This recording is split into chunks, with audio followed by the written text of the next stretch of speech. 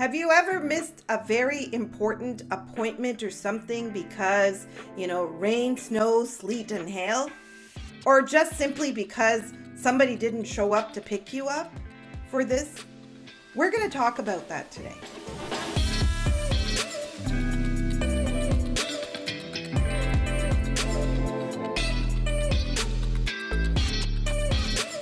Welcome to the Pity Party. We are three Muslim women living right here in the Greater Toronto area of Canada, coming from different parts of the world with combined lived experience of over 150 years to share with you our trials and triumphs as women with disabilities who are racialized. So today we're going to talk about, as we said, the weather and how it's impacted us. There's lots to talk about at this time of the year. There's so much going on around us, impacting us, our feelings, our emotions, our ways of doing and being. We're going to have a conversation, and we want you guys to like and share this conversation. This podcast is brought to you by Dean Support Services. Find us on social media, like and share this podcast. Encourage people to engage with us because hashtag Pity Party is a lot of fun. Join us in the party. Well, the weather. Today, there's a little bit of snow. There's a lot of wind. The sidewalks have thin ice formed on them. It's been quite a week of weather changing. We sit here in February. It's Black History Month. We're also focusing as a nation on mental health. Weather has a lot of things to do with how we feel and how we experience things. What do you ladies have to say about it? Yeah, like winter is like if I look at it from a person with disability, especially since I start using wheelchair, like I really have to think twice and check the weather before I go. Even I have my van, like getting to my van is a challenge. If there's like snow or ice and and my house is like sort of my front yard is like on a slant. So it's really a challenge if it's icy. I couldn't do it alone, right? So it like to keep up with appointments or to really, I always have to give myself time, and I have to check outside ahead of time to see if I have people who can help me, like either put salt or move the van so I'm able to get in from around the snow. So it is quite a challenge. Yeah, exactly. And for me, well, especially when it really snows, the first thing I think about, oh my God, my attendant would not show up. My attendant. So when you have no one and you have no one to clear your ramp, you have no one to help you, it becomes very, very challenging.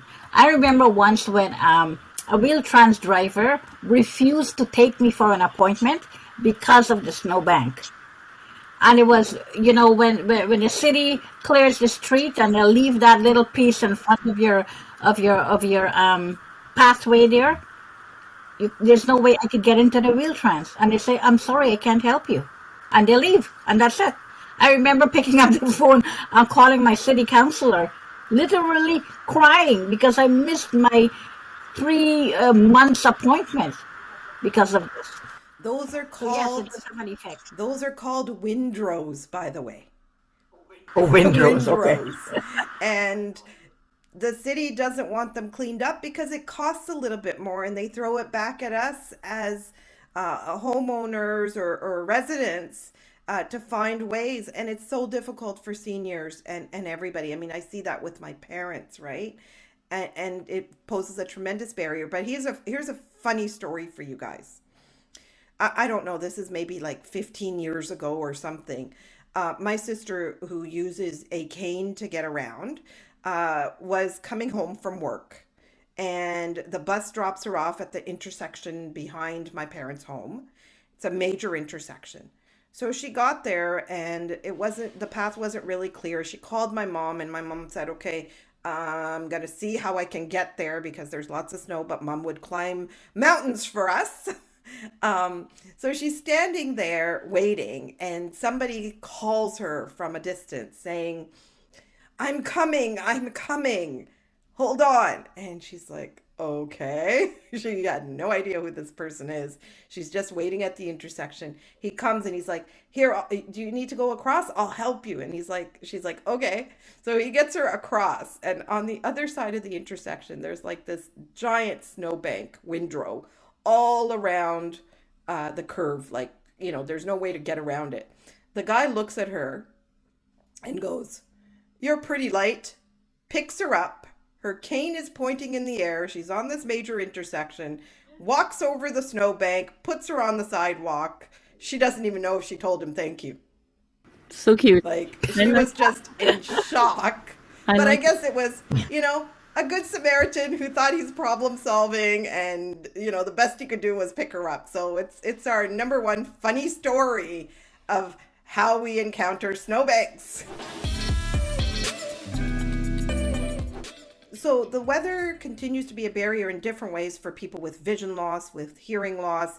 It changes the sound around you. It changes the environment and the cues that you get as well. For example, a bed of snow can be very deafening, no pun intended, for blind people. But there are other consequences of the environment and weather. Winter blues, January, February blues are also a reality. And in this country around this time of the year, we have a whole campaign around let's talk about mental health. And, mental health, the feeling of depression, it's real for many people. For some people, it's just, episodic, incidental, and for others, it's chronic and clinical. And people with disabilities often end up feeling depressed when there are so many barriers resulting from the weather and from things that are way beyond their control, things that other people can problem solve, but because of our disability, we run into greater barriers. And then we end up with, mental health experiences or episodes that compound the barriers we experience. And I just want to add to that, Rabia, it's the whole issue plus the pandemic, the winter blues plus the pandemic, and and with all the snow out there, you have a feeling of isolation. Like, where do you go? You can't get out sometimes, So it's that feeling of helplessness, really. And it does affect your mental health and your ability to, to be yourself. Yeah, like I find social media is for me is like an outlet. Like I have certain groups or people that I talk to or try to stay in touch and share ideas. And sometimes we call, like, I know everybody's into texting, but I try to call people. So you have that personal touch, you check on them and they check on you. It just gives you that little mental outlet, even though you're still in your same space, right? But I think that's very helpful. Yeah, that's so important to have that connection. So call and check up on people that you think might be experiencing the blues, or use connecting with people and just talking as an outlet to overcome what you might be feeling. It's really, really important that we build that network. But, winter and snow is also filled with a lot of fun. Children love the snow. I mean, as a kid, I sat in the snow making snow angels. It was a lot of fun. We like to make snowmen and make snowballs and hit each other. It was a lot of blast. But as an adult, I stopped doing a lot of those things, and I, really didn't find much to do until, one time, and I only did it once. I want to do it again. Okay. Now I want to relive. As a woman at the age of 52, I want to relive my childhood. So I want to do more fun things in the snow. And I hope, next winter that will be a possibility. And one of those activities that I really had a blast in was snow tubing. I had no idea what snow tubing is about. And in my imagination, I thought, tube must be a big, long tube. I learned that it's almost like a little tire that you sit in and slide down a hill. And I had a blast on a bunny hill. Yeah. That is amazing. I had actually a very similar experience. We went to a camp and I did tobogganing for the very first time in my life.